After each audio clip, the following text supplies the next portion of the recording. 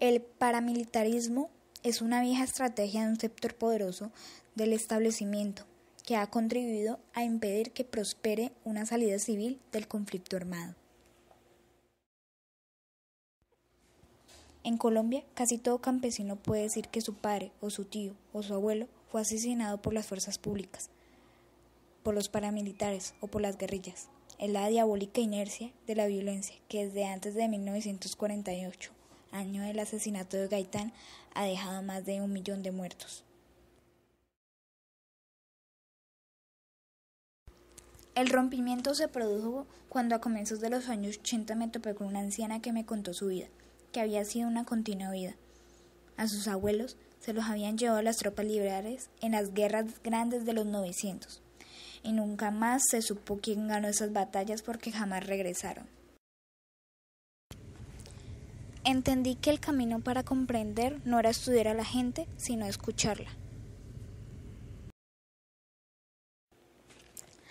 La gente me contó 1000 cuentos. En todos había y hay un elemento común, el desalojo por razones políticas, pero con fines económicos. A los campesinos los acusaban los ricos de ser liberales, o conservadores, o comunistas, para expulsarlos de sus tierras y quedarse con ellas. Siempre las guerras se han pagado en Colombia con tierras. Nuestra historia es la historia de un desplazamiento incesante, solo a ratos interrumpido.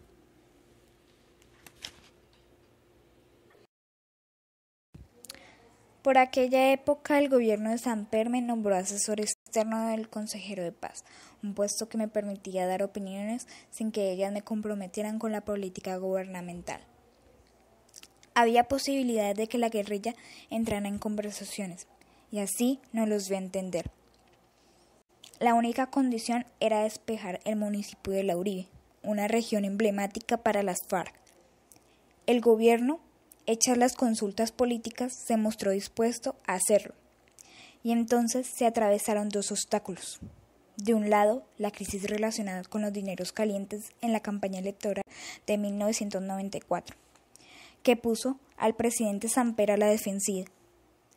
Y de otro, la licencia que el gobierno dio para armar civiles que colaboraban con las Fuerzas Armadas.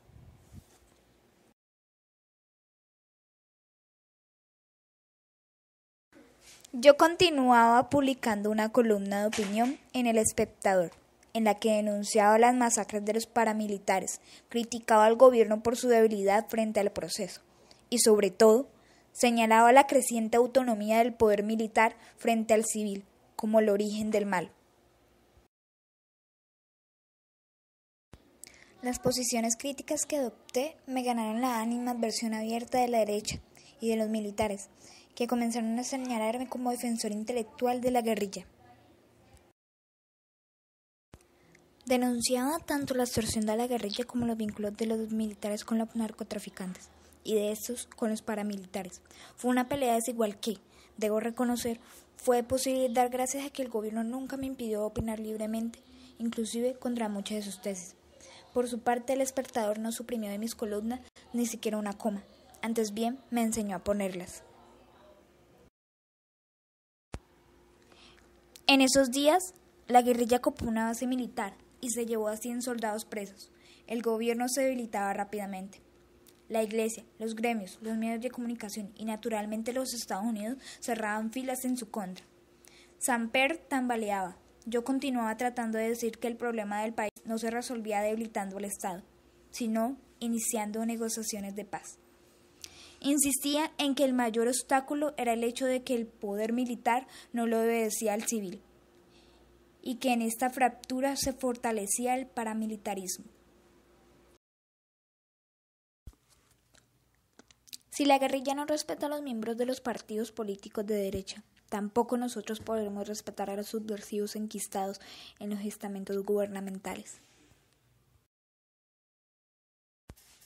Me afectaron en el alma los asesinatos de mis amigos ambientalistas, con quienes defendíamos los páramos, las selvas y los ríos de la expansión ganadera, y denunciábamos los efectos mortales de la fumigación de los cultivos ilícitos. De los abogados que se apersonaban de la causa de los derechos humanos, de los indígenas que habían caído por exigir respeto a su tierra y a sus tradiciones, y de los periodistas que investigaban las desapariciones forzadas, los secuestros, las masacres.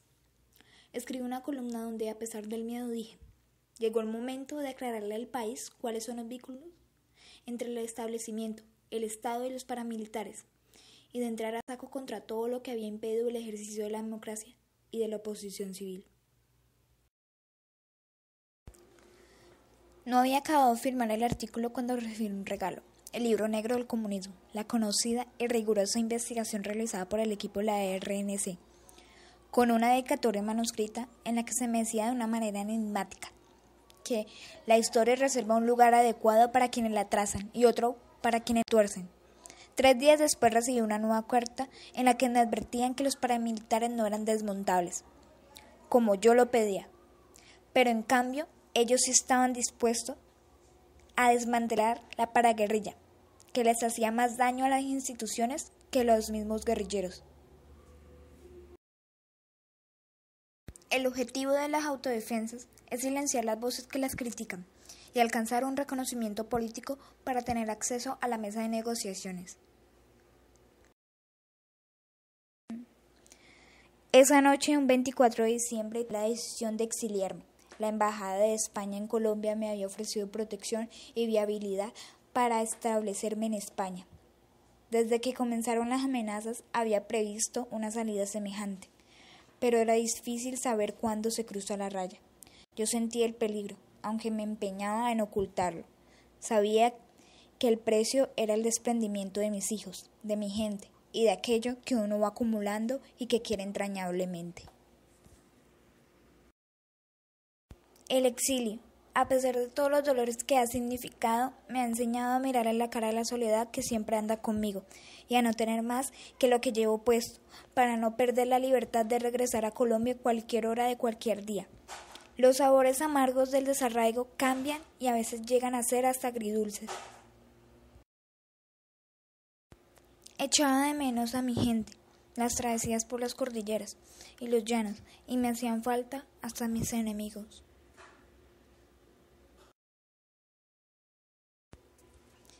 No me acomodaré nunca al exilio, aunque tengo que decir hoy que esa pequeña muerte hecha de genialidades no comienza con las amenazas de los enemigos, sino con el silencio de los amigos.